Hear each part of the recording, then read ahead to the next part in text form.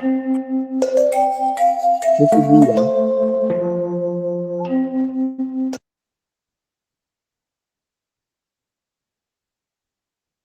Okay, good afternoon, everyone. Good afternoon, teachers and to our resource speakers. So let us wait. Time check. It is already 1:01 p.m.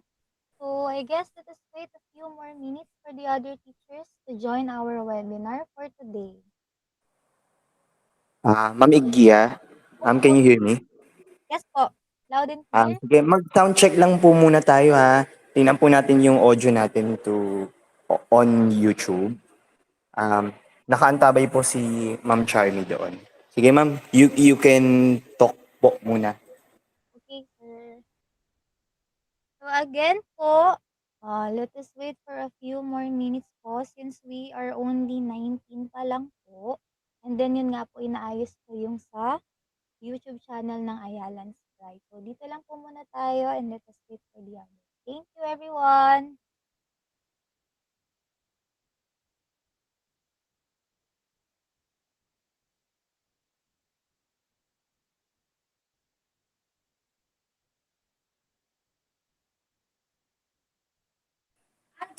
Ma'am Denise, medyo mahina lang yung yung capture ng audio coming from you. Sige sir, Ano lang po, lang sa akin may... pa-adjust na lang po. Okay, thank you for a while po.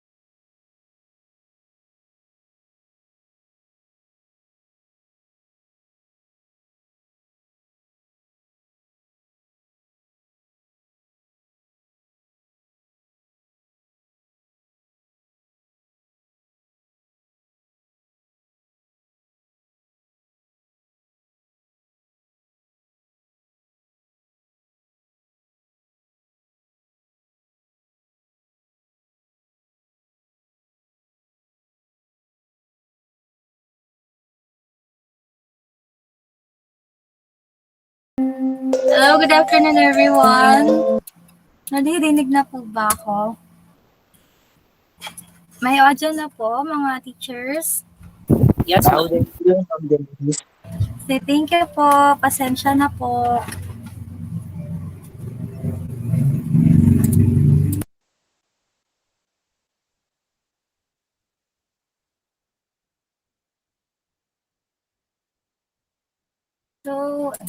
So, good afternoon again. Ulitin ko lang po yung sinabi ko kanina, no? So, wait lang po tayo ulit ng mga ilang minutes pa before we start. So, time check, it is 1:06 p.m. po. And then, unti pa lang po kasi tayong nandito. So, for a while po, sit back and relax habang nag-aantay sa ibang teachers. Thank you po.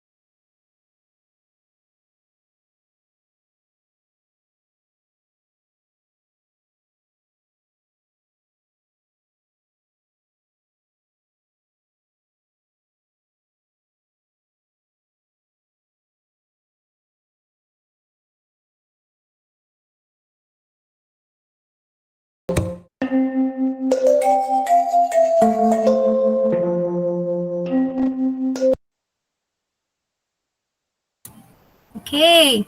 Good afternoon, everyone. Good afternoon, co-teachers, to our master teachers, to our dear principal, and to our resource speaker. Good afternoon, everyone. Good afternoon also to those who are watching at our YouTube page at Ayalan's Pride. Welcome to our Brigada Pagbasa webinar series part 3 entitled Tips to Improve Verbal Communication Skills Among Teachers. To formally start, let us all join in our singing in our nationalistic song to be followed by the opening prayer headed by Sir Vincent J. Manzon.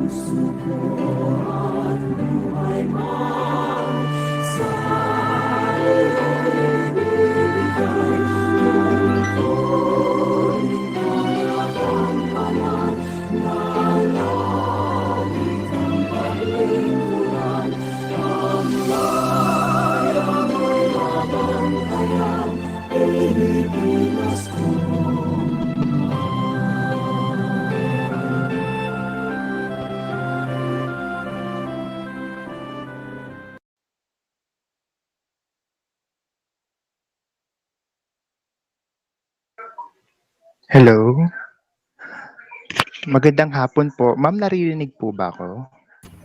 Yes, Sir Vincent po. Okay Naririnig po. po. Okay po. Magandang hapon po sa ating lahat. Okay, umpisan po natin ang ating programa sa panalangin, maikling panalangin. Okay po.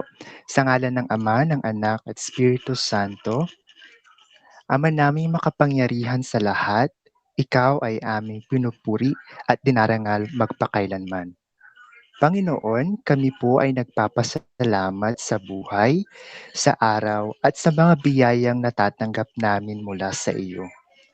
Maraming salamat po at binigyan mo pa kami ng pagkakataon upang magampanan ang aming tungkulin. Panginoon, turuan mo kaming ibahagi ang mga biyayang ito sa kapwa namin nangangailangan. Panginoon, humihingi po kami ng kapatawaran sa aming mga nagawang kasalanan at sa aming pagkukulang. Ituro mo sa amin ang tamang landas at ang tamang desisyon patungo sa iyong kalooban. Ama, humihingi po kami ng gabay para sa gawain namin ngayon.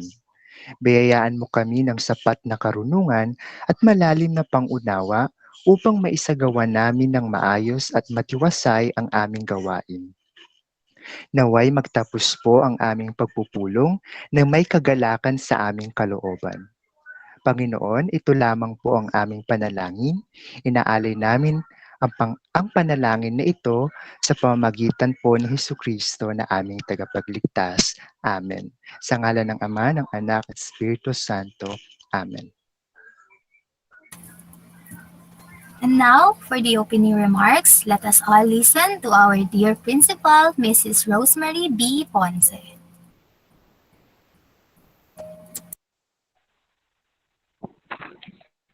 Thank you, Ma'am Denise.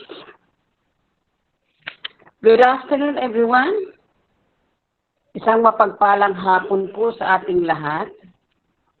Welcome to our Brigada Pagbasa Webinar Series Part 3 with the topic Tips to Improve Verbal Communications Among Teachers. With no less than my favorite top caliber MC, the most in-demand master of ceremonies, Sir Emmanuel Visalis of Moise Salvador Elementary School as our resource speaker. Welcome on board this virtual platform, Sir Eman. Thank you, ma'am. Andiyan na siya, Excellent na? po. And thank you so much in advance for sharing your expertise with us. Alam mo, panlapan mo ako. Pag nakikinig ako sa'yo pag nag-MC ka, sabi ko, ang galing-galing. Talaga, pati sa boses pa lang. Alam nyo, kailangan kong matuto sa iyo ngayon. And I'm so excited na makinig at matuto kay Sir Eman, our very competent and able guest speaker. Siguro ganun din ating mga participants. I believe lahat tayo rito ay teachers. Tama ba, Ma'am Abby? Are very active and hardworking Brigada Eskwela Chairperson. Andiyan ba si Ma'am Abby? Teachers ba lahat ito? Kasi last Saturday meron tayong mga parents, saka estudyante. Yung Okay, nasa to all Google our Meet po ngayon, participants this afternoon, my very yes, welcome on board this Google platform. Sana lahat tayo ay may maayos na signal, nasa mabuting kalagayan at may malusog na pangangatuan. Thank you so much for taking time for this very important undertaking.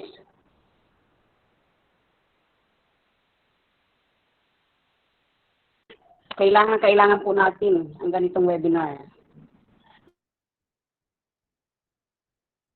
Learning will surely redound to quality service to our stakeholders, particularly our pupils. Finally, thank you so much, Brigada Working Team, for this initiative and for all your efforts in helping me and our school in the upskilling and retooling of our teachers, as well as our parents, who are our partners in the task of molding our learners. So congratulations and thank you for a job well done, Ma'am Abigail Banigon, Brigada Eskwela Chairperson, Sir Michael Mones, Brigada Eskwela Co-Chairman,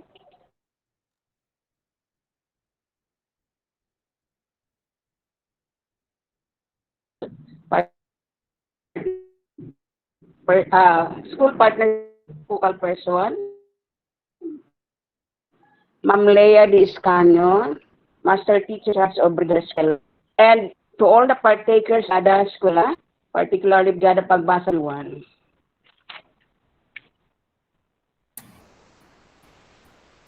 Thank you, Mrs. Rosemary Ponce, for your opening remarks. And now, to give us an inspirational message, we have here Mrs. May P. Belarda, Master Teacher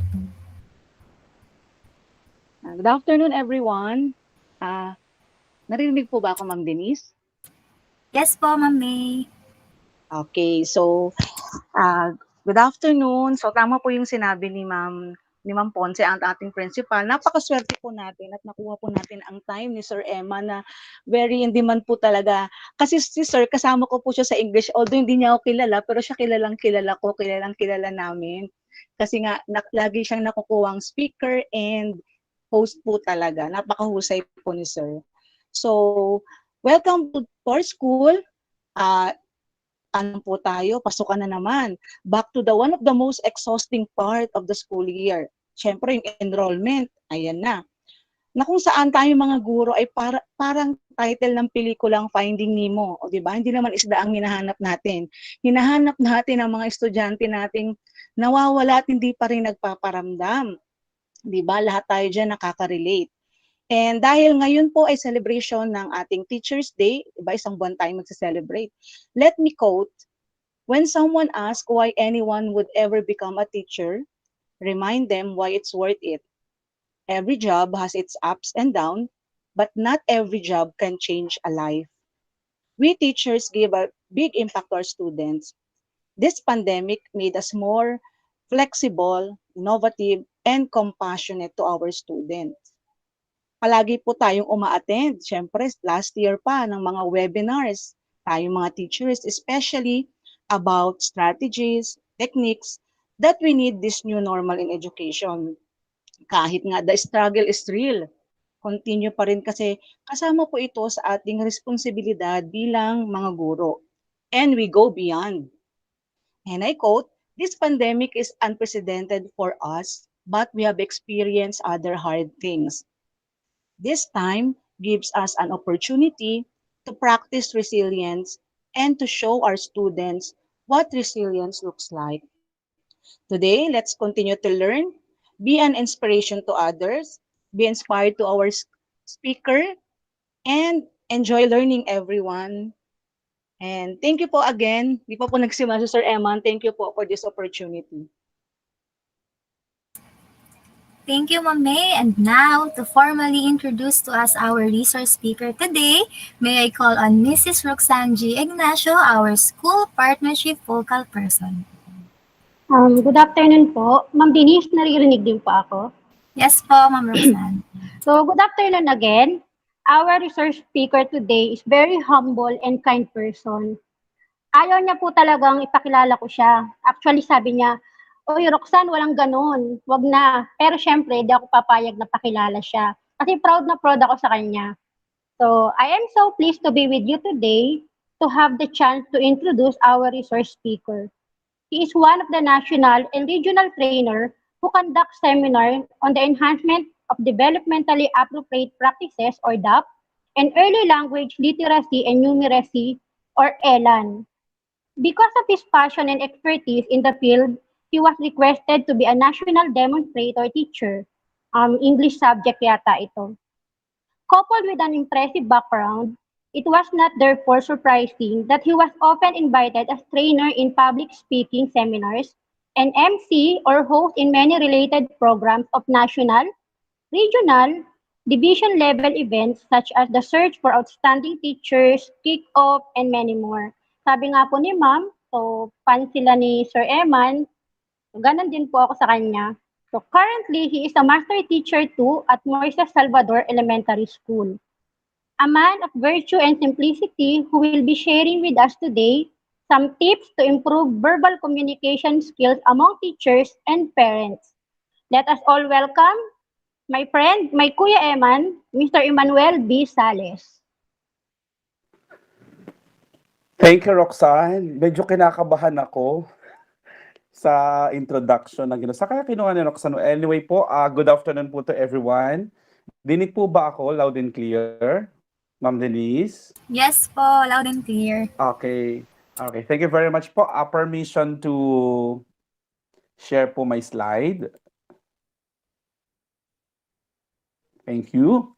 So once again, good afternoon to all the teachers, the parents, the students, and of course to Ma'am Ponce, the principal, and also Ma'am May. Ma'am, I know you po siguro sa mukha lang po. Ano po? And Roxanne and all the teachers of Margarita Rojas Elementary School. Maraming pong salamat for this opportunity. And I hope that I could give justification doon po sa mga expectations na meron po kayo towards me. So again, it's my pleasure po to be with you. Wait lang po.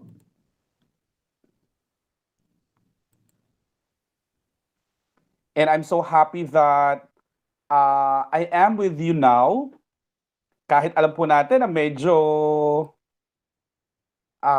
patulog na tayo, no? Pahinga. But I'm so happy that you are with me and thank you very much for this opportunity once again. So at this point, sa tawa nga po si Roxanne, ako po ay presently handling the position of Master Teacher 2 at Moises Salvador Elementary School. All right.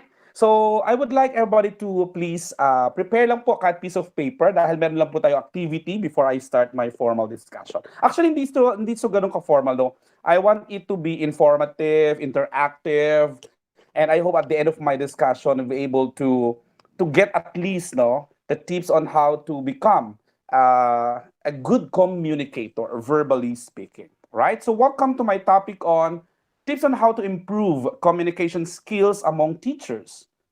No? Communication is very important and we know na yung communication dito lagi nagkakaroon tayo ng sinasabi nating challenge. I don't like to say it problem, no? Challenge, no? So later on, titingnan po natin, saan po ba nagkakaroon ng challenges pag pinag-usapan po natin ang communication? So, we will be focusing on the verbal communication. Kaya po nasabi po sa atin ng ating pong MC at ni ating pong Roxanne po. Alright? Alright, so tips on how to improve communication skills among teachers like us. So at the end of this session, I have two objectives. We will be able to at least self-examine our level of communication skills, no? Let's try to examine yung pong ating level of communication. And at the end, let's identify some ways on how to improve our communication skills. So dito po ang focus natin. Let's do the self-examination. And then later on, after examining our level of communication, let's try to, magbigay po tayo ng tips somehow on how to improve our communication skills. All right? So before I proceed, sige po, let's have a examination, self-assessment. Okay? Sige po, prepare po tayo ng piece of paper for the instructions. Ayan po. For each statement, please answer questions as you actually are. Okay? Not how you think you should be. Okay? At this present po, ano po? And don't you worry, it's only you who can see your answers. Alright? So, kayo lang po makita ng sagot po natin. And let's try to assess. Nasaan ba ako sa level of communication ko bilang isang teacher, bilang isang nanay, bilang isang worker, bilang isang kaibigan, alright? At bilang isang individual. So, pag not at all, 1. Pag rarely, 2. Pag sometimes, 3. Pag often, 4. And then for always, wow, perfect, 5. Okay? Ready na po? Let's begin and let's try to assess ourselves. Okay, question number 1. Ito po. Ano kaya sagot natin dito? Number 1. When I write a memo, email, or other document, or talk to others, I give all the background information and detail to make sure that my message is understood. Okay? 5, 4, 3, 2, 1 po ba? All right, let's have number 2. If I don't understand something, I tend to keep this to myself and figure it out later. Again, if I don't understand something, I tend to keep this for myself and figure it out later. Not at all, rarely, sometimes, often, always. Okay na po. Parents, yung po nanonood, pwede rin po tayo maka-join mga estudyante din po natin. Alright, number 3. I'm surprised to find that people haven't understood what I've said. I'm surprised to find that people haven't understood or have not understood what I have said. May nagsabi na po ba sa atin ito? Hindi kita maintindihan. Kahit anong paliwanag mo, hindi kita talaga maintindihan. Sometimes, often, always, rarely, or not at all. Number 4, kayo lang po makakasagot dyan mga kasama, mga kapatid. Number 4, I can tend to say what I think without worrying about how the other person perceives it. I assume that we'll be able to work it out later. I can tend to say what I think without worrying about how the other person perceives it. Wala akong pakialam kung ano isipin nyo, basta may sasabihin ako without worrying. Then later, I'm going to work it out. Okay pa. Next, let's have number 5. When people talk to me, I try to see their perspectives also. When people talk to me, I try to see their perspectives also.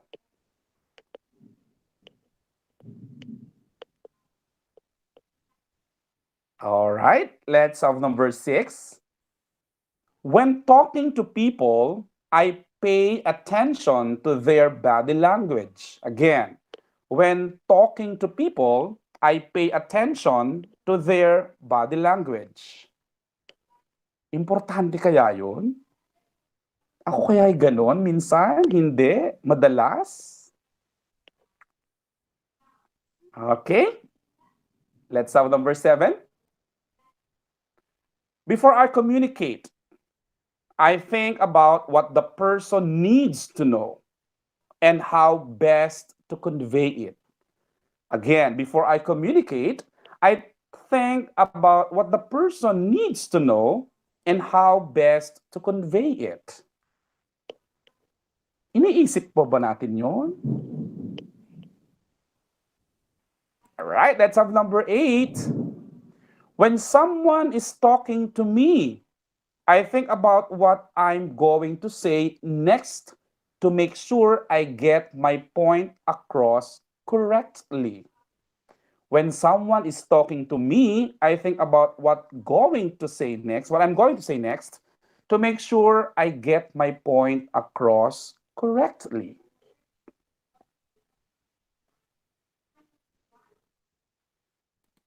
All right, number 9. Before I send a message, whether it is for a person, a phone, or in a newsletter via memo, I think about the best way to communicate it. Iniisip ko ba paano ko siya maiko-communicate in the best way or manner that I could make it. Okay, whether in phone, in letter, or verbal communication. And last, but definitely not the least, I try to help people understand the underlying concepts behind the point I am discussing with. This reduces misconceptions and increases understanding. Again, I try to help people understand the underlying concepts behind the point that I am discussing with. This reduces misconceptions and increases understanding. Okay?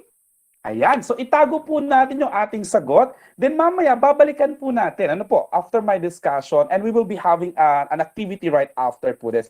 And I hope that activity will help us po on how to at least improve ang ating pong communication, verbal communication skills. So, once again, welcome to my discussion. And thank you very much once again for this opportunity to be with you for this afternoon. Okay.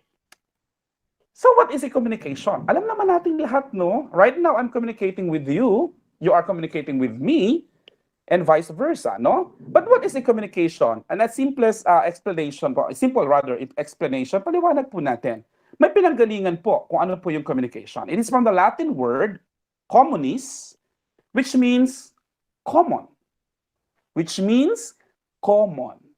And so, when we communicate, or to communicate means to make a common or to make known. Take note of the two words. Make common or to make known. In what way? When to make common? In what way? How to make known? And why to make known? So ito po yung pumapaignog doon sa pag-uusapan natin communication. Kaya pag pinag-usapan po natin ang communication, So meaning to say, kung may common and known, this act of making common and known, the two important words, is carried out through exchange of thoughts, ideas, or the like. So the key word is when we exchange our thoughts, when we exchange our ideas, doon pumapasok yung two words na making common and known because we are communicating. From the Latin word communis, which means common. All right? So, ayan. Alam ko po, alam natin yan. Now,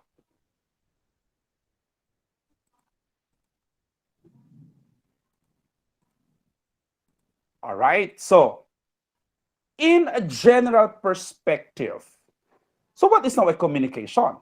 So it is a process. Tandaan po natin, the keyword is process. Pag pinag-usapan ng process, proseso, may pinagdadaanan step or step procedures. Tama? O step or procedures, tama? Meron po yung underlying principle, kaya po siya tinawag na process. So, sending and receiving information among people. The question is, who sends information or ideas? Who receives information or ideas? That is the big question. Now, when we are troubleshooting this, when we hit that communication is a process of sending and receiving, so may dalawa. May nagsisend and may nag-receive ng message. For us to have what we call communication. Okay, when we communicate, we send and we receive. Okay, but the question is, who sends? Sino tumatanggap? Sino nagbibigay? Yun po yung tanong na sasagutin natin later on. Right? Now, bakit ngayon importante that we are communicating? Why is communication important? Nabanggit ko po kanina, ang communication ay isa sa mga challenges na kinakaharap ng marami. Pag mali ang kinommunicate, mali ang pagtanggap, definitely may maling mai-interpret. May maging maling resulta. So mamaya pag-uusapan po natin, somehow po paano natin mai-improve para magkaintindihan. Because remember, yung keyword natin kanina, common and make known. Ano ba yung common kapag nag-uusap ang dalawang tao? Or if you are talking to a large people or large group of people, what is common? Okay? Ano yung make known na sinasabi natin doon sa communication? Alright? So bakit importante ang communication? Number one, it inspires and builds confidence. Tama? When we are talking to people, when we are talking in front of people, like as teachers, saan tayo una nakikipag-communicate? Sa mga estudyante. At pag humarap tayo sa estudyante natin, we make sure that tayo ay naiintindihan ng ating estudyante. And at the same time, ang ating estudyante ay nauunawaan din natin. Because sabi natin kanina, there must be two parts in communication, the sender and the receiver. Later po, explain po natin. So it builds confidence. Halimbawa po, na-invite ako. May mga lock sessions po tayo, tama? Nabigyan ka ng opportunity to talk sa inyong 10 members ng grade 5, for example. Nabigyan ka ng opportunity to talk sa inyong pong co-teachers sa grade 5. Then, it inspires you. It builds confidence when we are given the opportunity to communicate properly, correctly. Okay? Yan. Kaya po, it is a challenge for all of us, especially teachers. No? Papaano ko ba, sir, mabibuild yung confidence level ko? Papaano ba ako magiging confident pag ako nagsalita in front? Yun yun yung tanong sa atin. Ano po? Magtataka, baka sabihin nyo po, Sir Eman, like this and like that. No po. Ako po isang introvert na tao. Hindi po siguro maniniwala yung nakakilala sa akin. Lumaki po akong introvert. I don't know how to face people. I don't like to talk to other people. But by exposing myself, by experiencing, by allowing myself to learn, then somehow na-build po yung aking confidence level. Okay? Number 2, builds respect in work and social life. Tama po. Punta muna tayo dun sa work. Principal, school heads should communicate well to teachers, to master teachers, to stakeholders, to parents, to partners, etc. We, master teachers, we communicate to whom? Sa hawak nating teachers. Now, the question is, how do we send the message that we want to convey doon sa teachers na under our supervision? Naiintindihan ba tayo ng mga teachers na hawak natin? And we, teachers, when we communicate to parents, naiintindihan, naiko-communicate ba natin ng tama yung gusto nating ipaabot sa ating mga magulang or stakeholders? Right? So, if there is, this what we call respect in doing such communication. So, it's very important po sa ating po. Nakakabuild tayo ng respect. Di ba? Tayo, nung tayo ay mga teachers, for example, sa mga MTs, bago maging MTs tayo, di ba? Nakikinig tayo sa ating mga leaders. At yun ang, excuse me for a while, yun ang ating tinitingnan before. Now, when we became a leader, through our communication with our teachers, do we gain respect from our teachers? Eh baka hindi natin na i-communicate ng maayos. Yun pong gusto natin sabihin sa ating co-teacher. Tama po? So that is the communication. Next, number 3. Yan, helps make friends. Ito po, gamit na gamit ko po ito. When I was given the opportunity to host, to talk to people, ito po yung importante po sa aking nagigain. Wala mang bayad, kahit ano walang ibinigay, but ito po hindi kayang bilihin. When you gain friends, when you gain friends from one school to other school, when you gain friends doon sa sa division office, regional office, national or central office, hindi po ito kayang bilihin.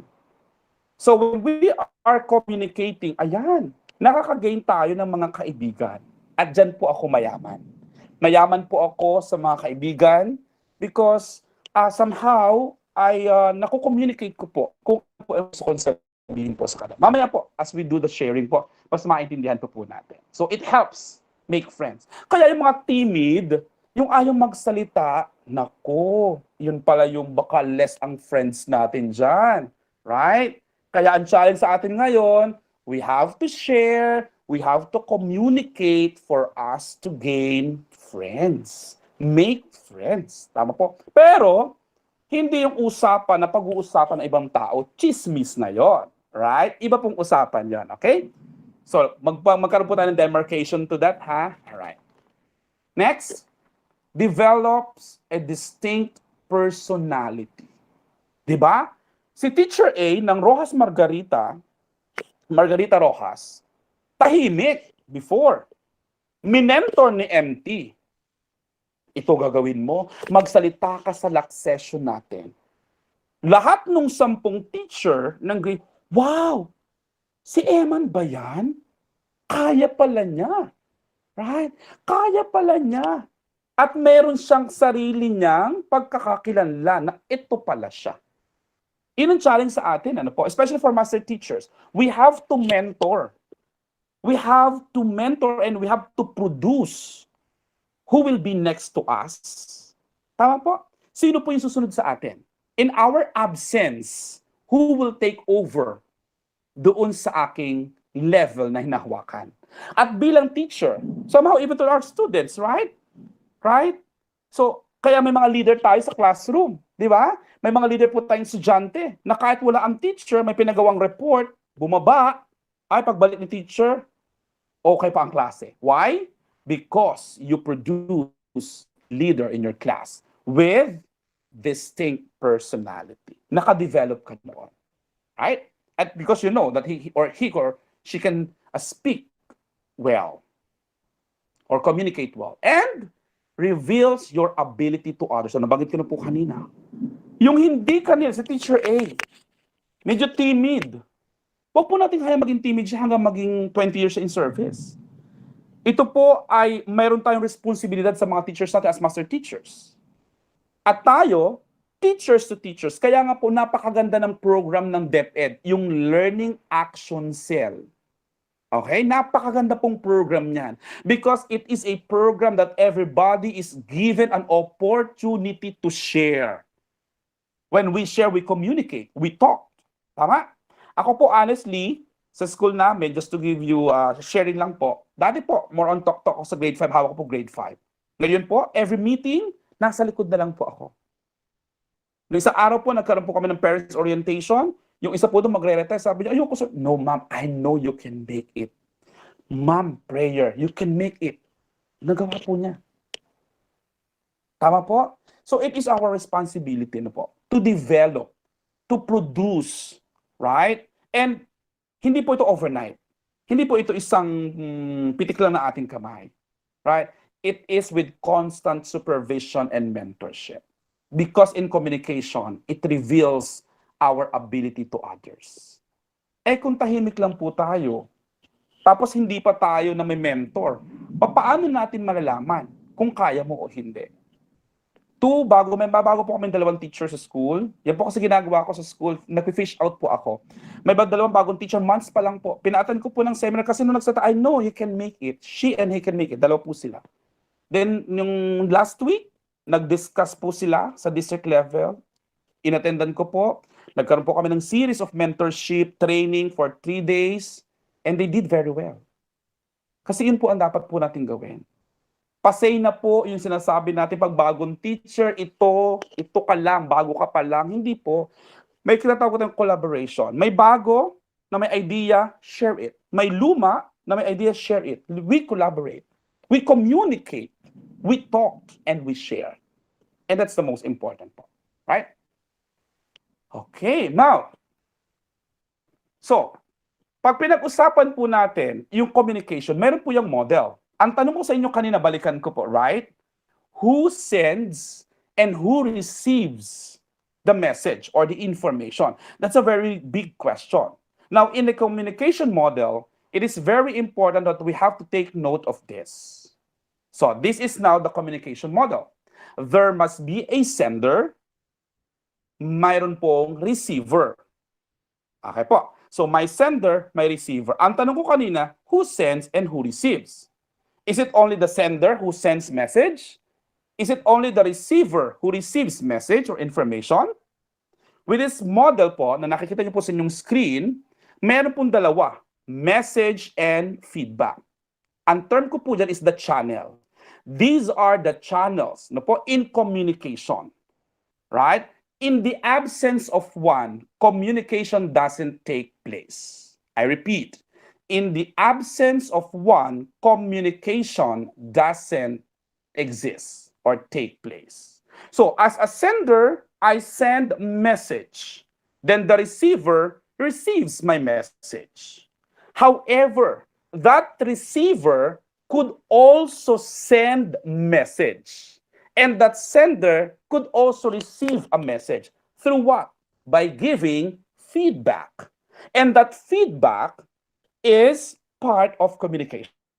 So pag ang receiver nagbigay ng feedback, tama, may sinesend siyang message doon sa sender kanina. Kaya nga it's a two-way traffic. I send information, you receive it. You send information, I receive it. Kaya po paikot po siya. Sometimes we are the sender, sometimes we are the receiver. Mamaya po papalawakin pa rin po natin yan. Tingnan natin sa perspective ng classroom. Yan. May mga tinatawag tayong observation. Yan. Nag-observe si principal, si PSD, si master teacher. Ano po unang ginagawa? Pag man nag-observe, di ba? Tinatanong natin, yung pong nagpa-observe na teacher. Nagpa-observe na ang term natin ngayon kasi hindi na pwede ang on the spot. It must be scheduled based RPMS, right? So, nagpa-observe, tinanong ng mga instructional leaders, how do you feel? Which part of your lesson you think like this and like that? You use the effective strategy, etc., etc. Then we receives it as a sender kanina, right? And the vice versa. Now we give feedback, okay? We give feedback to what the teacher did or does in a classroom. Because it's very important. Feedbacking is very important. Sa lahat po ng aspeto ng pakikipag-usap, feedbacking is very important. More so sa ating pong educational system. May ipinatupad si Central Office, Regional Division, si Principal, si MT, then we need to give the feedback. What is this for? Why do we have this program? Bakit natin gagawin? Bakit magpapasa ng report? Ayan, mga teachers, nakaka-relate ako dyan. Bakit may report? Para saan? If nobody explains what is that for, then feedbacking is lacking or missing. Eh, nakalagay sa model natin, dapat may feedbacking po. Kaya nga lagi natin sinasabi, di ba mga teachers, ano naman to? Ano naman to? Para saan? Para saan? From time to time may ganito. But there must be somebody who should explain. And the feedback from the field. Bakit ba tayo kinukuha na ng result for periodic tests? Tinatanong ko lagi yan. Why do we need to get the results of the periodic test per quarter per subject? Do we receive the feedback from the field? That's a question. That's why feedbacking po is very important. Because communication is a two-way process, or a two-way traffic rather. Okay?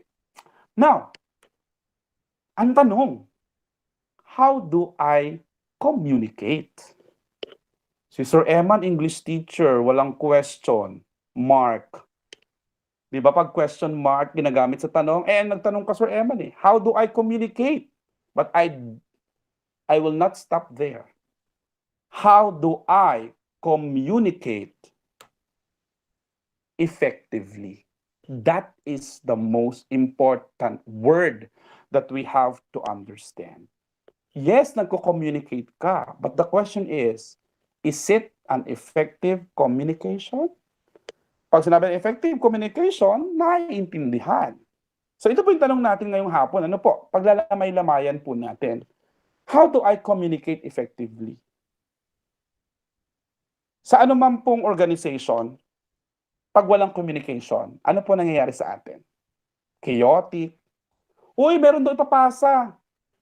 Uy, may ganun daw, tarantahan na ang teacher. Tama? Nakaka-relate po ako dyan po mag-alala, pare-pareho po tayo. Kaya po ako lagi, ito po, tip number 1. Lagi ko tinatanong, saan galing? Ganyan po ako lagi sa amin pong GC. Pag sa MT may report, saan po galing ang info? Para may babalikan ako. Kung sino po ang nagpagawa. Bakit pinagawa? Kasi gagawin natin isang bagay because we know that naiintindihan natin yung gagawin natin. Yung pinapagawa sa atin. Kaya pa may mga announcement, saan po galing? Sino po nagsabi? Pag sinabi ko ito, okay po. Paano daw po gawin? Ano po ating gagawin? So tawag na po kami sa GC niya, mga MTs, pak. O mga kapatid, may ganito daw, pak. Okay. Okay, let's do it. Punta tayo sa teachers natin. O teachers, wala na po. Yun po yung aming process school po. Kaya po sa amin, sa MT group pa lang, nare-resolve na po namin. Ano man po ang ipinagawa or concern, faculty club, organization, instructions, kami po yun sa MT, mag-uusap po. Isang pindot lang po yun sa amin. Ginagawa ko po yun, isang pindot. Mga kapatid, kaya nga to, ganyan-ganyan. Ano to, may ganito. Then sa aming po level, with the approval and supervision ng aming principal, di okay na po. Then ilalatag po namin sa principal. Ma'am, sir, ito po na pag-agrema ka po. Meron po kayo idadagdag for your comments, suggestions, and approval. Then after that, baba po sa teacher. Kami po paliwanag. LDM, tama? Ginawa natin. Ang daming tanong. May pamang Facebook pa tayong post. Right? So, paano ba mag-communicate sa atin effectively?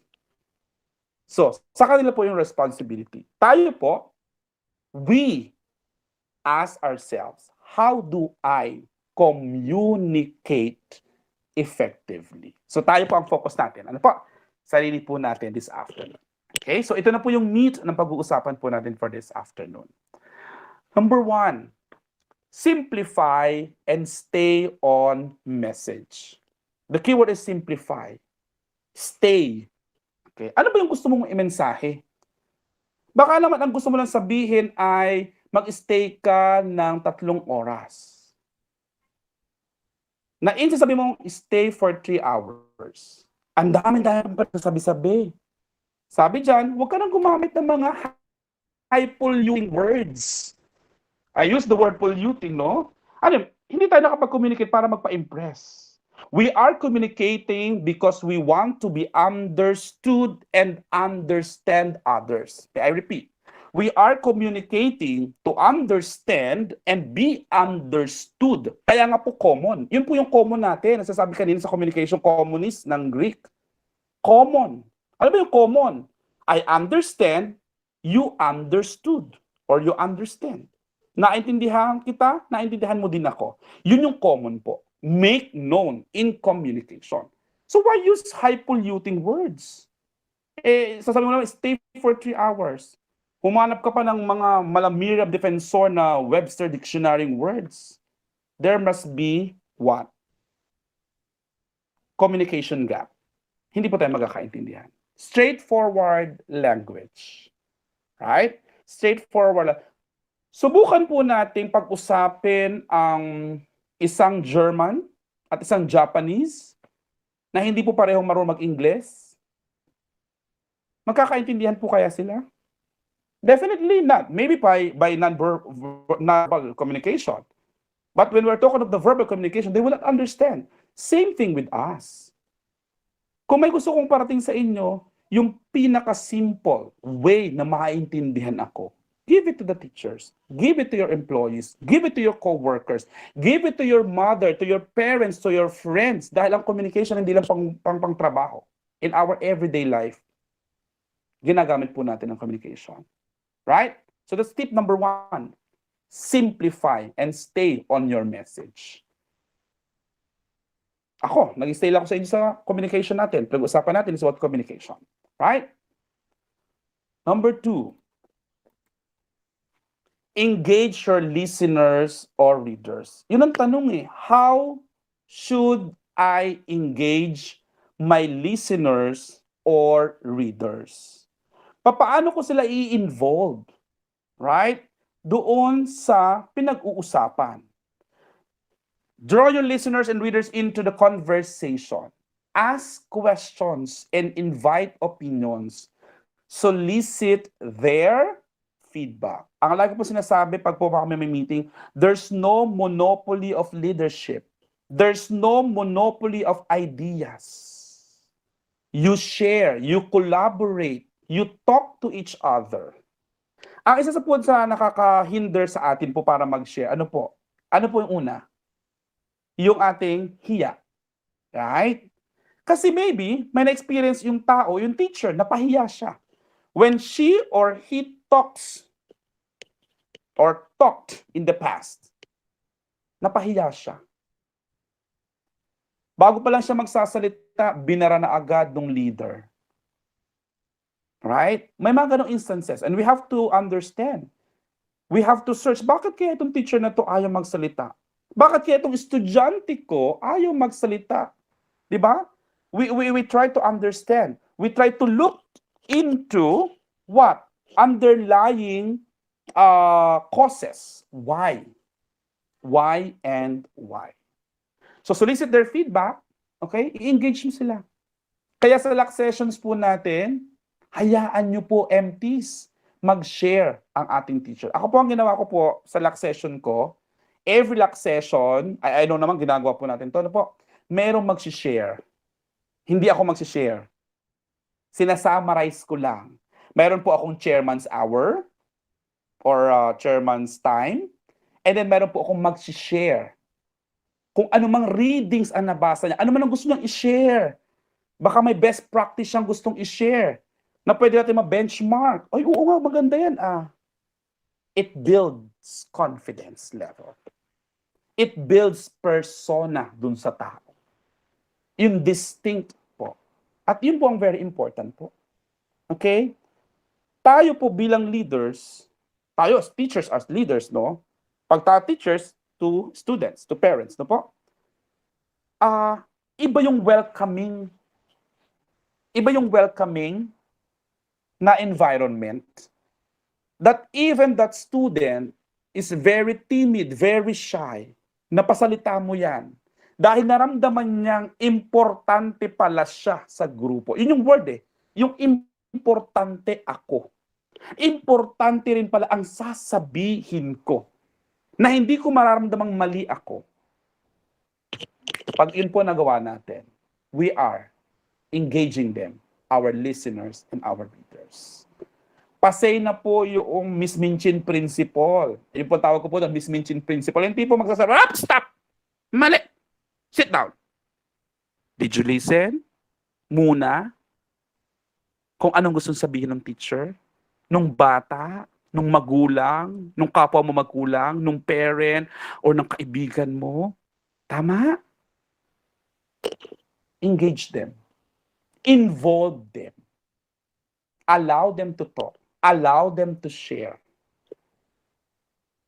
Because it builds confidence to our teachers and friends. Pag naramdaman po nila yon, it's easy for them to share. May isa po akong teacher sa hawak ko po, grade 5. Nainis po ako before. Naging kaibigan ko po siya, kaya po nainis ako ha. Hindi po yung inis na negative. Kasi I know she can. I know she's intelligent. May wisdom, may knowledge, takot. So sinerge ko.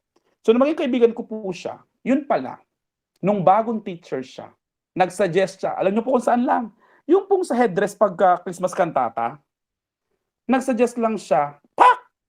Mula po noon, ayaw na niya magsalita. Ayaw na niya mag-share. See? Yung nagagawa po natin. But when we allow, when we engage them, when we involve them, meron po't meron yan.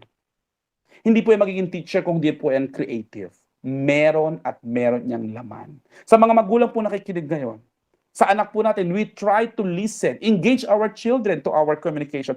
Pag po pinag-usapan ng productive communication po sa tahanan po natin. Right? Hindi po yung puro negative nakikita po natin sa tao. Okay? Involve po natin sila. Number 3, take time to respond.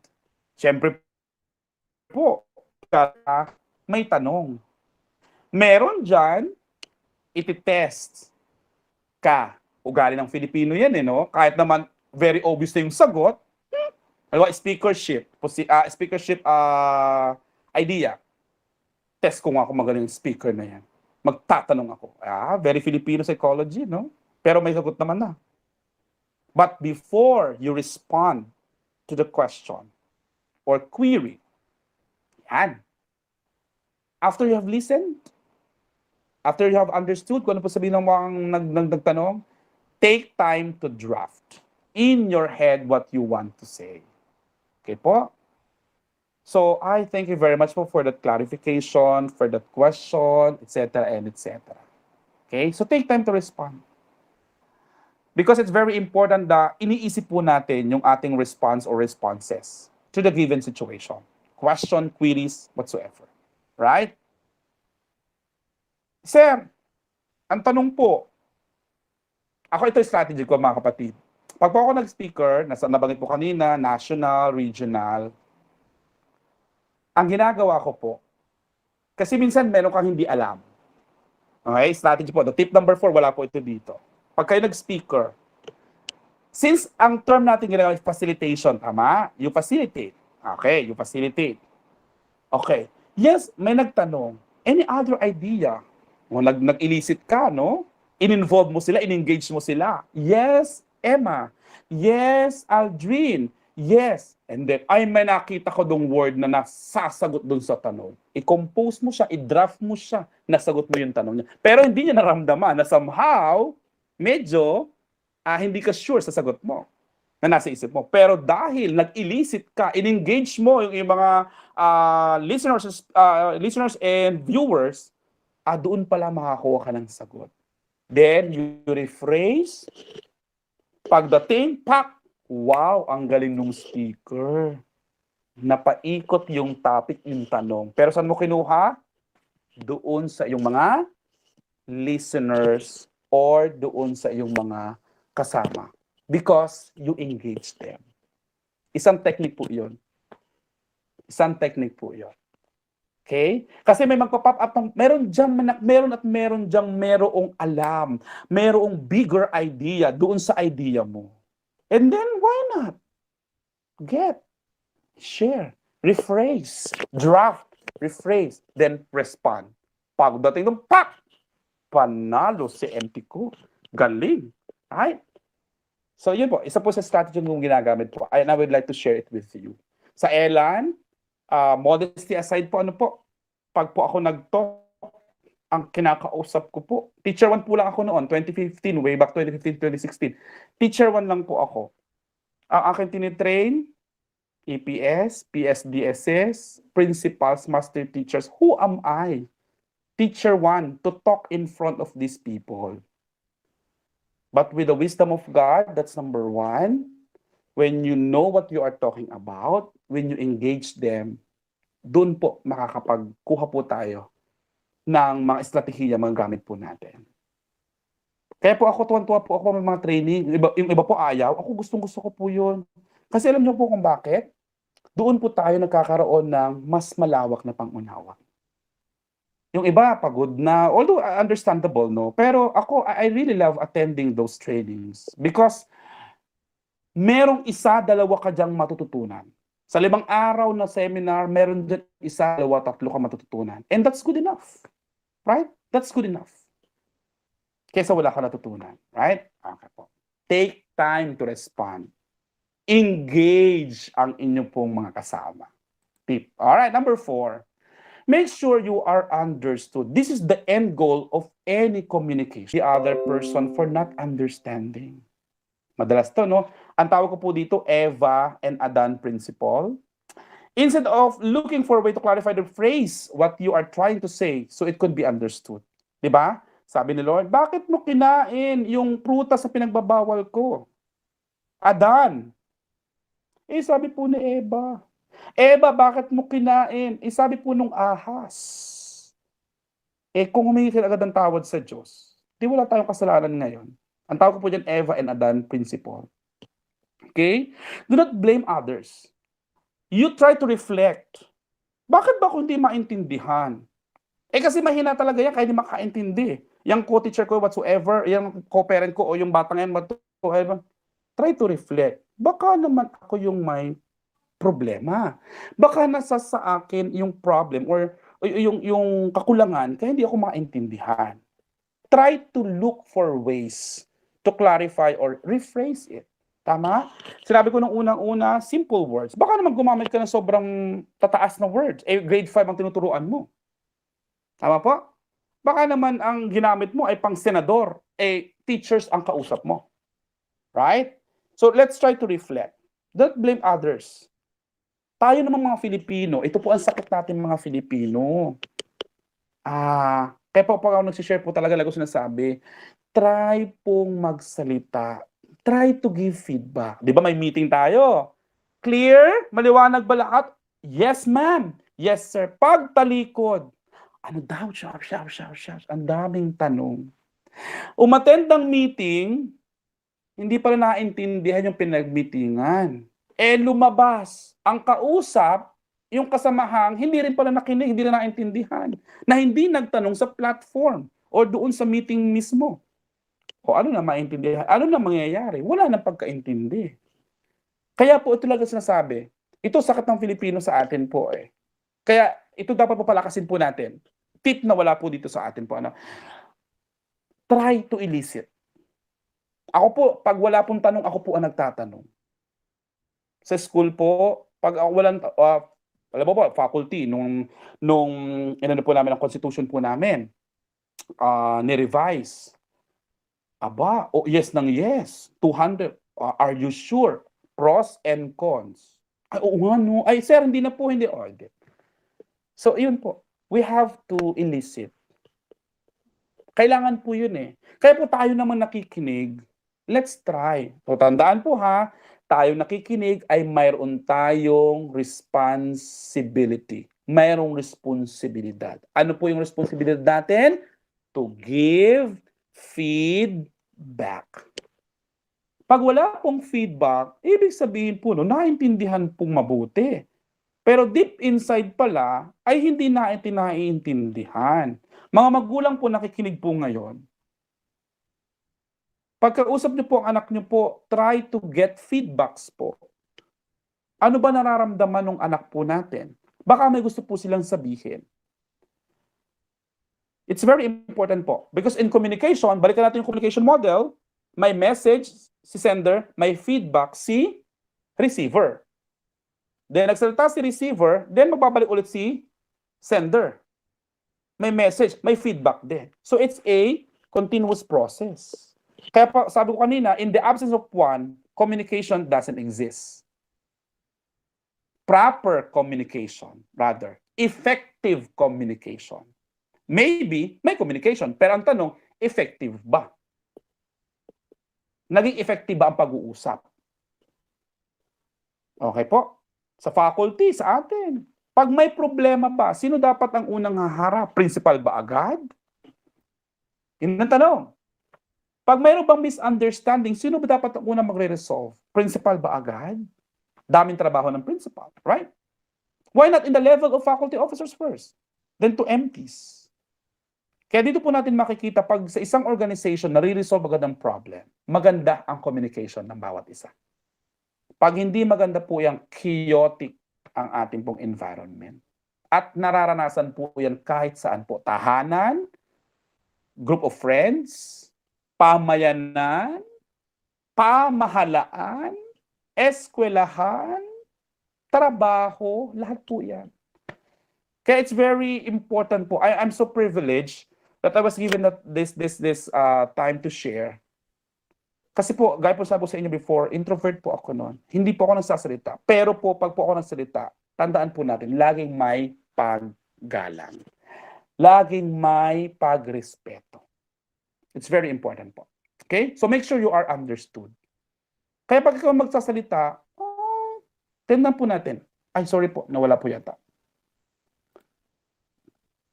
Tingnan po natin, isipin po natin, tayo ba ay naiintindihan ng atin pong kinakausap? Alright?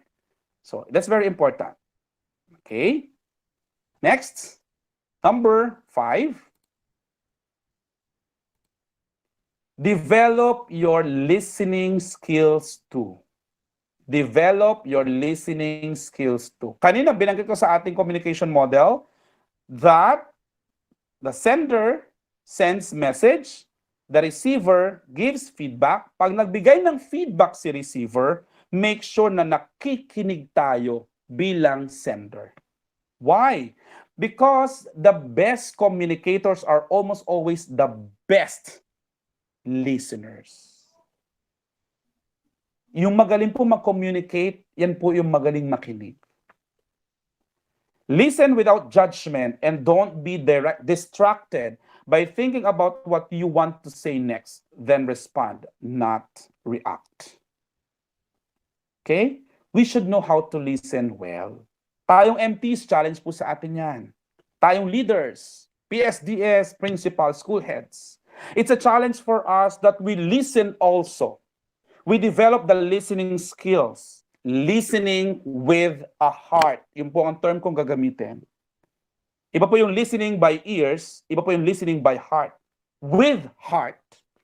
Nakinig ka man sa iyong tenga, minsan wala lang. Pero nakinig ka sa iyong tenga at may puso sa pakikinig, maganda ang iyong response. Kaya sabi not react, response. How do we respond to the certain challenges or circumstances? Pag pinag-usapan ng communication. Diyan natin sa ating patients. Nakakainis na minsan eh. Pagka hindi na maintindihan, simpleng-simple.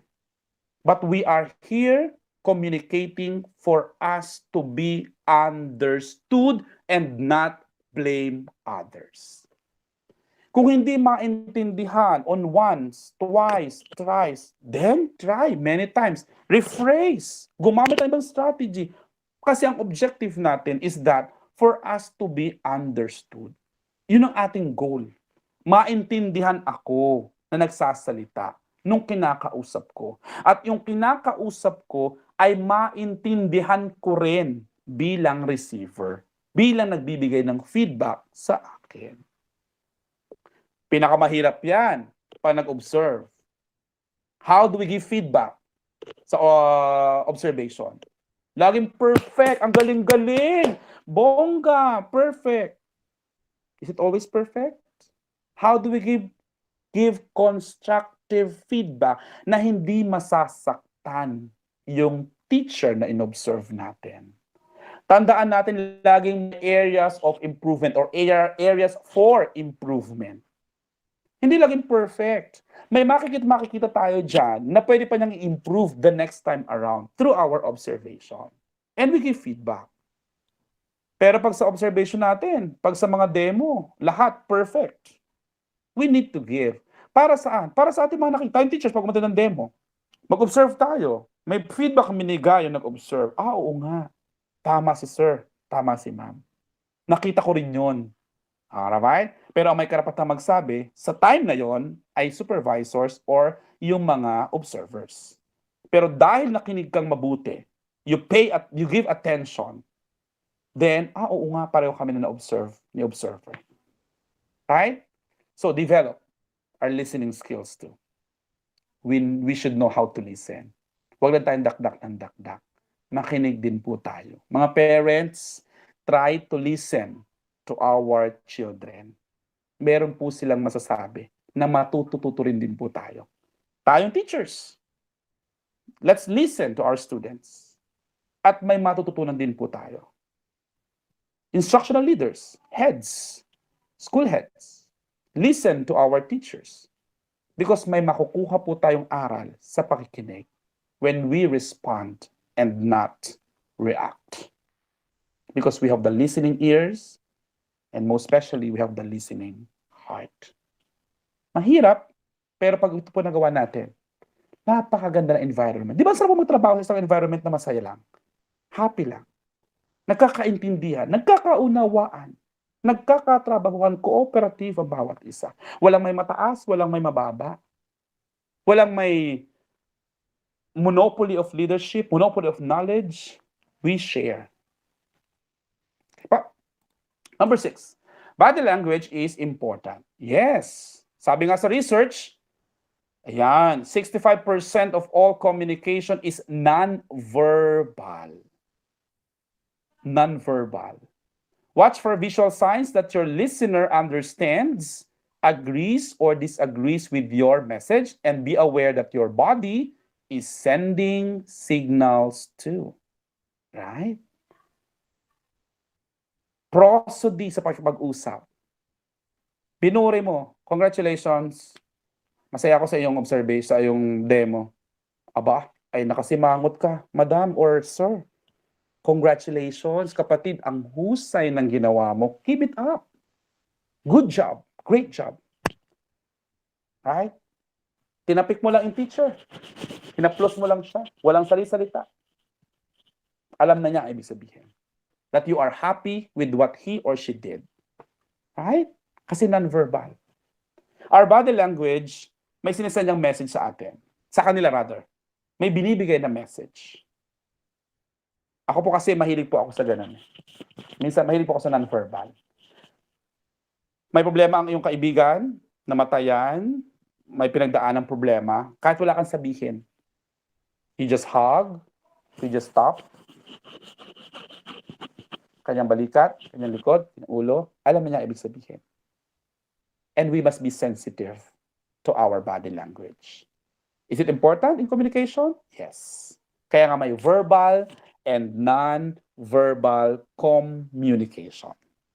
Sabi nga nila, ano sabi po nila minsan, mabuti pang huwag ka na magsalita. Mas maiintindihan kita. So, parang ganun po. Hindi ka magsalita, naiintindihan kita. Di ba? Kahit di siya magsabi ng problema, umiyak sa iyong harapan, humagulhol, alam mo na may pinagdadaanan. Alam mo na ang response mo. Tama? I-comfort mo siya. Tama? Next, maintain eye contact. Narinig po lagi natin to. Madalas po natin ito marinig kahit saan. Kasi po sa eyes, makikita yung sincerity natin. At research-based po yan. Whether speaking to a crowd or a one-on-one, maintaining eye contact builds credibility and demonstrates you care about your listeners. Be sensitive. Sa mata, sa kanta, di ba? Sa mata makikita ang aking damdamin. Di ba? Sa mata pa lang, alam mo na. Kung may concern, kung sincere, if she or he cares about you, if he is really serious about what she is talking or he is talking about, yun pa lang. Alam na po natin. So maintain eye contact. Ngayon, hindi natin magawa kasi tayo ay nasa ganitong situation. But when we are doing it with the face-to-face, one-on-one, nag-share tayo sa ating grupo, kasama sa trabaho ko, teachers, try to be sensitive. Tingin sa mata. Ako pa natuturo po ako sa estudyante ko, pag hindi nakikinig, nakatitig lang po ako.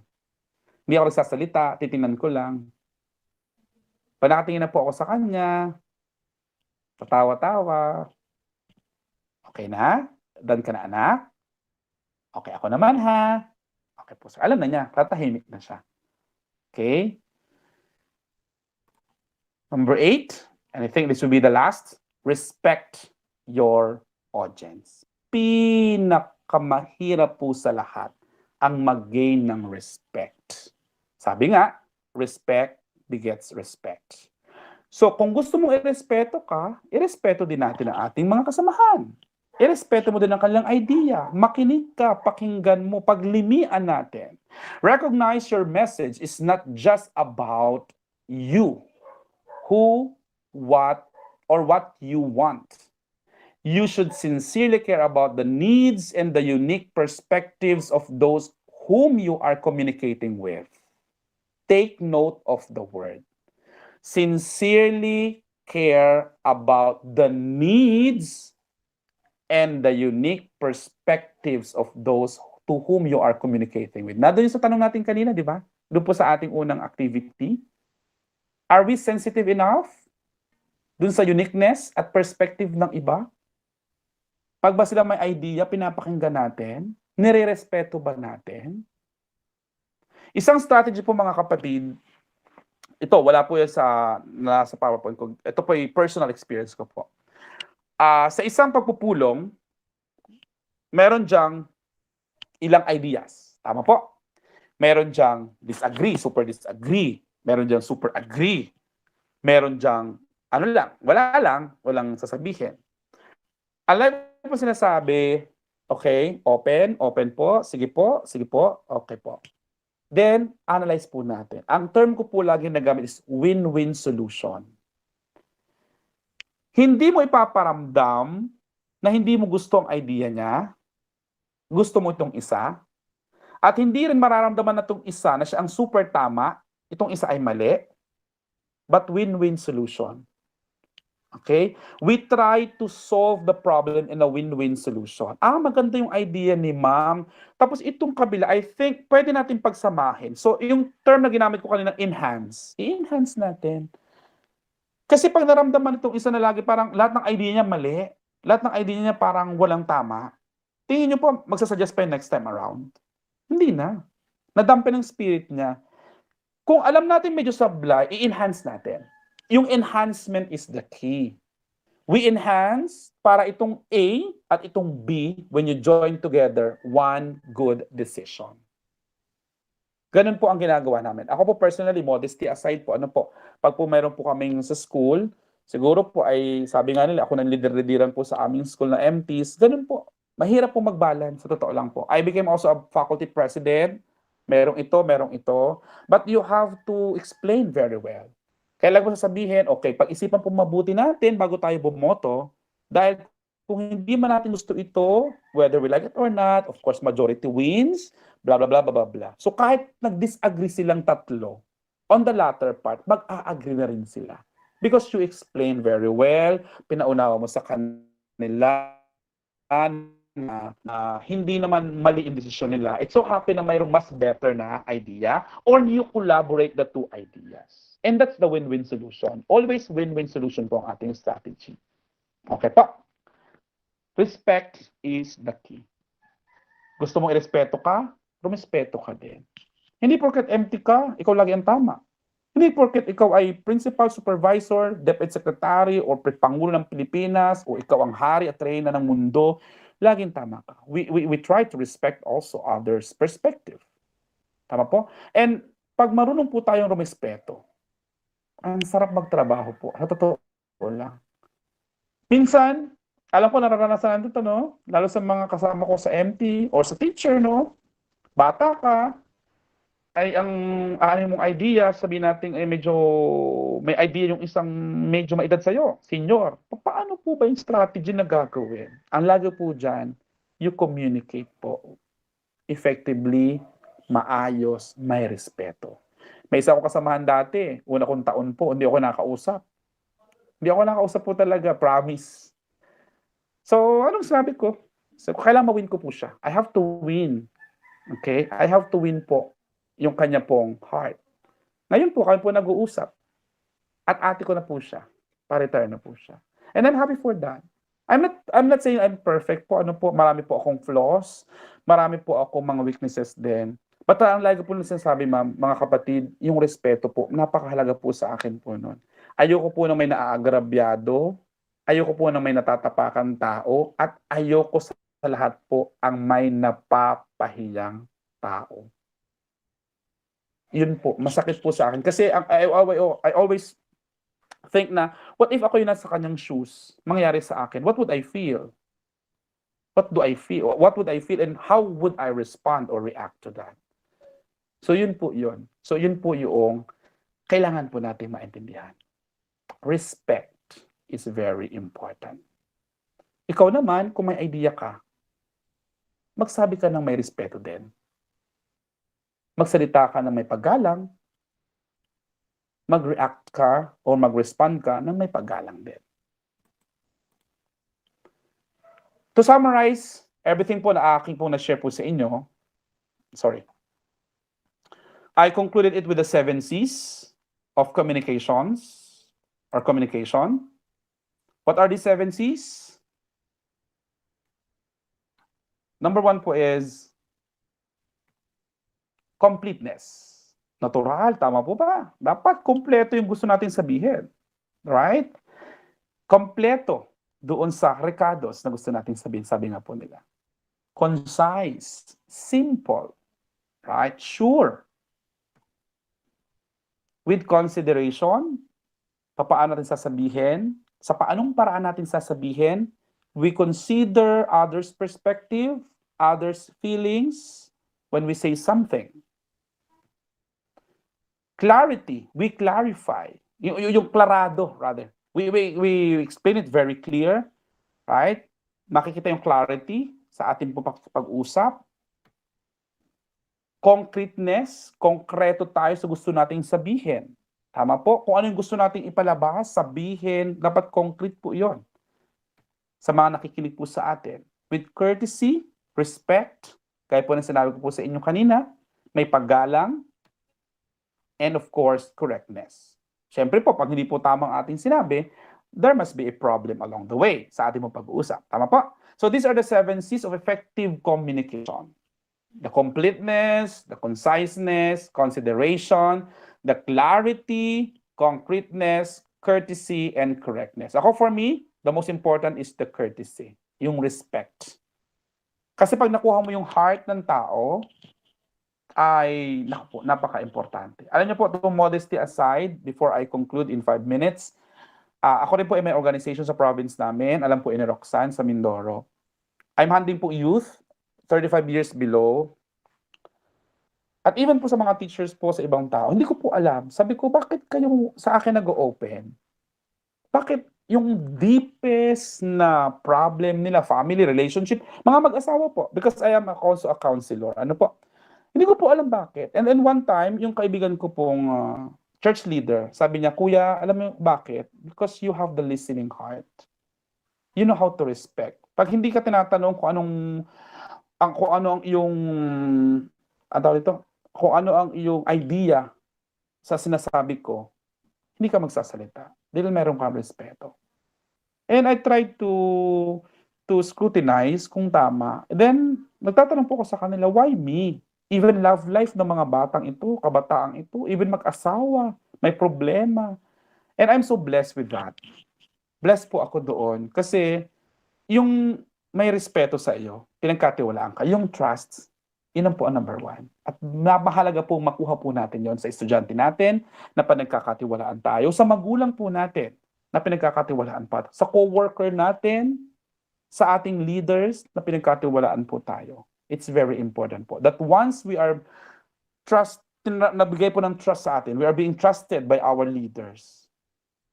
Ibig sabihin po noon, we are worthy of what she or he asked for us.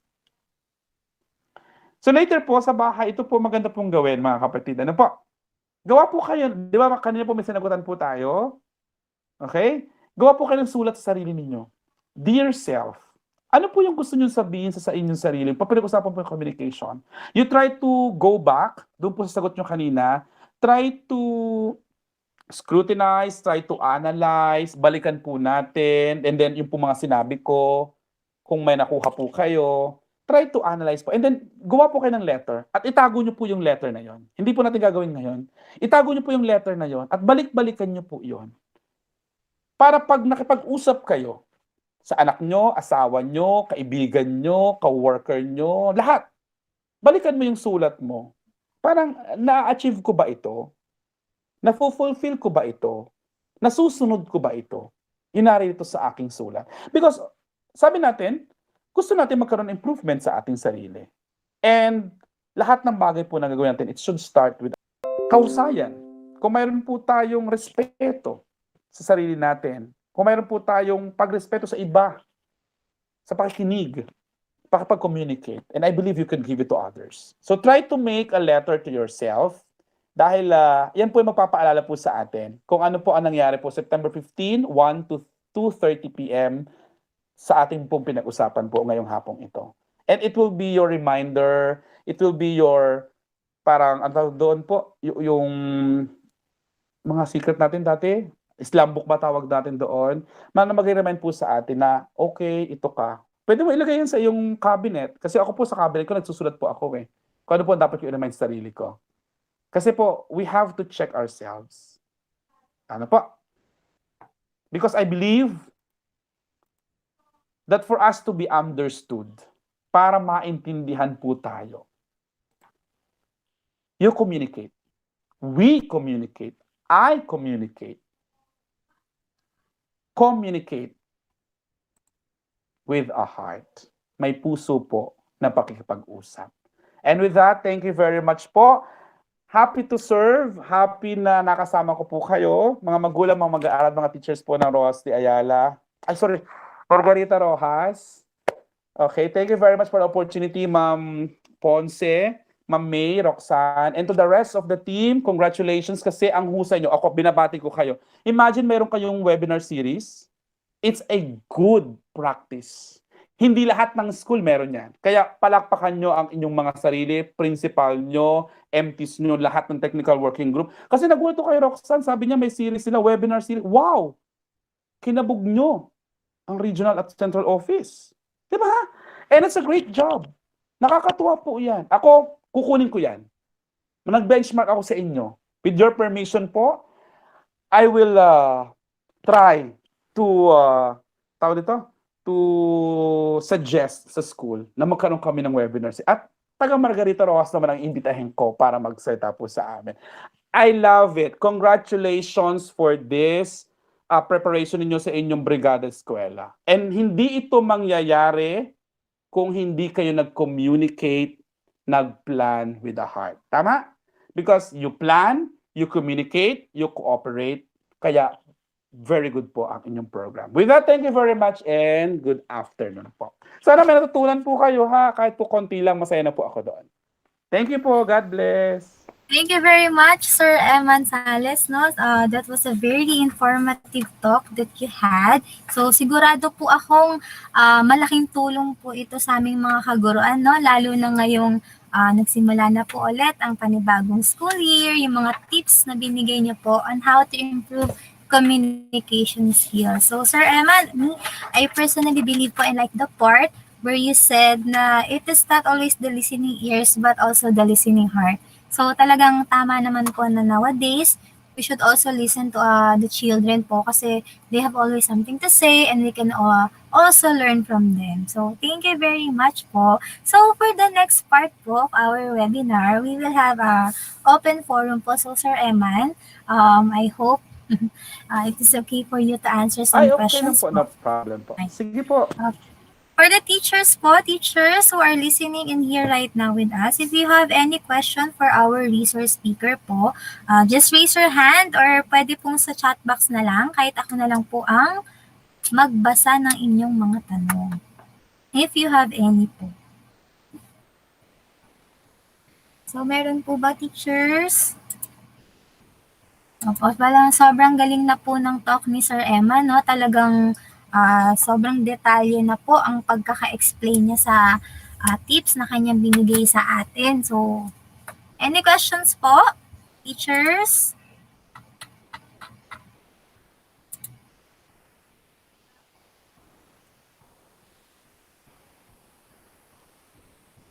I think Sir Emma, O baka wala naintindihan sinabi ko. hindi po. Ay, hindi po. So sobrang siguro po talagang nag-sink in na sa aming mga teachers. So any questions po? Wala na po, even in the chat box. Let me check lang po. Ayan, from Ma'am Rosemary Ponce po. She said, congrats and thank you so much, Sir Eman. God bless you more po. Thank you din, ma'am. Ayan. Sir Jason Thank you, also Sir said, thank you Jason. so much, Sir Eman. No questions po, ang galing. Okay, so I think we will proceed to the next part na po if no questions at all.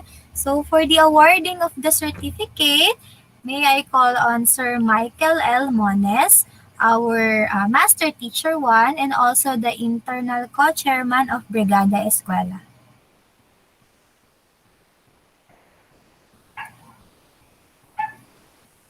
Good afternoon po.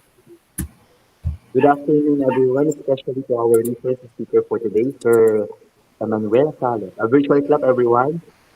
We would like to thank you for Gracing our webinar today, sir. Moreover, we have learned a lot from your discussion. Napaka-clear po. Siguro, our silence for not questioning at all means we have learned a lot from you. We hope that this will not be the last because we will be looking forward to hear from you more. And that would be possible po by bridging the gap through Ma'am Roxanne. Mukhang very close po kayo kay Ma'am Roxanne.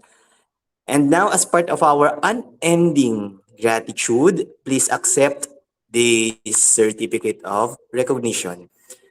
May I read the citation?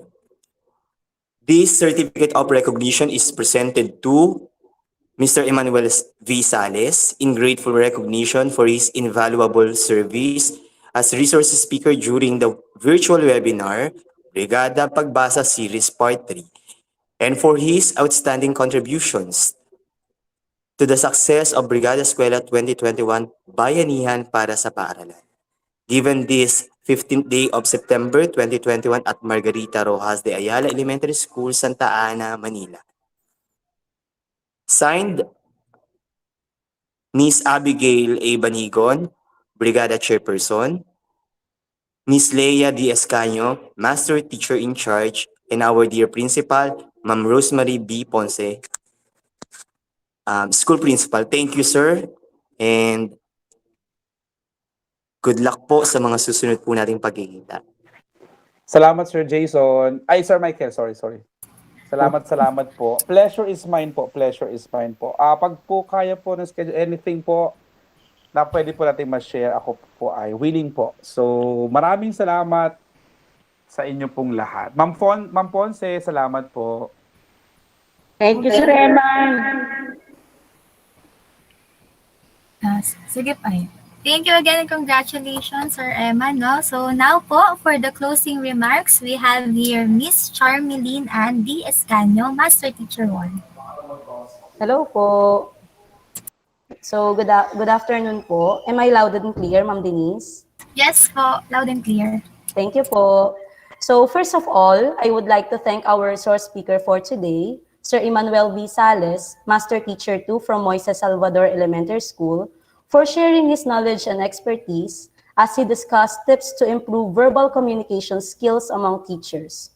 We are grateful for all the learnings we have acquired and excited to use it in our teaching profession. I personally learned a lot from you, sir. My key learning for today, communicate with a heart. With a big heart, we are very much grateful and hope we could reach out to you again, sir, in the future. Secondly, I would also like to thank all of the participants of our webinar series for extending their time listening attentively to our invited speakers. As we end this Brigada Pagbasa webinar series, we are fully equipped with skills and knowledge to address and resolve the challenges brought by the new education system. We are very lucky to meet all of these knowledgeable and very generous resource speakers from Series 1, Mrs. Elizabeth G. Nunez, Mrs. Sheila Marie Lucerna, Mrs. Marie Jochelle de Guzman, Series 2, Ms. Portia Reggie Ebol, and for our Series 3, Mr. Emmanuel V. Sales. Through this, we can say we are very much ready for school year 2021-2022. All this effort are to support the hashtag para sa bata, para sa bayan. Thank you and God bless us all. Thank you, Ma'am Charmy. So that formally ends our webinar for today. So before we go po pala, no, we will have our picture taking po. So may I request everyone to turn on their cameras po, no, for our picture taking as part of the documentation. And also po, thank you everyone for attending Brigada Pagbasa webinar series part 3, and to those who are watching at the YouTube Ayalan's Pride. So open your cameras na lang po, teachers. Yan, meron pong mag-screenshot sa atin. So, 1. How about the others po? Ayan. Okay, 1, 2, 3. Again, one more pa po. 1, 2. Okay, so, okay na po ba, Ma'am Mia? Nakapag-picture po ba? Or any teachers po na ano? Meron naman na po siguro, no? Yes, ma'am. Okay na po. Ayan, okay na po. So, thank you everyone. Thank you po for attending. I am Mrs. Mary Denise Joyce Eguia, your MC for today. Thank you po. Thank you again, Sir Eman. Thank you, ma'am. Thank you po, Sir Eman. Thank you po sa inyong lahat. God bless. Ang galing naman ng Margarita. Great job po. Promise. Kayo lang yata sa webinar series. Galing. Napaka-bless ng principal sa inyo. Correct. Bless din Thank kayo you so with your much. principal. Brigada team. Galing nga na. Keep safe, everyone. Thank you Bye po. Ma'am Ponce, thank you very much po once again ulit. Roxanne, thank you ulit. Hope to see you soon, Ma'am Rock, Ma'am Ponce. Thank you po, Sir Eman. Salamat din po. Thank you, Sir Raymond. Sige po, ma'am. Salamat po. Bye. Bye-bye po.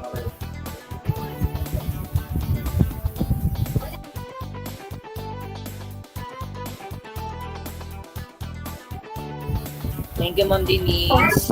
Congrats, Jay! Jay, congrats, Ma'am Denise. Thank you po. Babalik na ako sa school. Yes, congratulations everyone.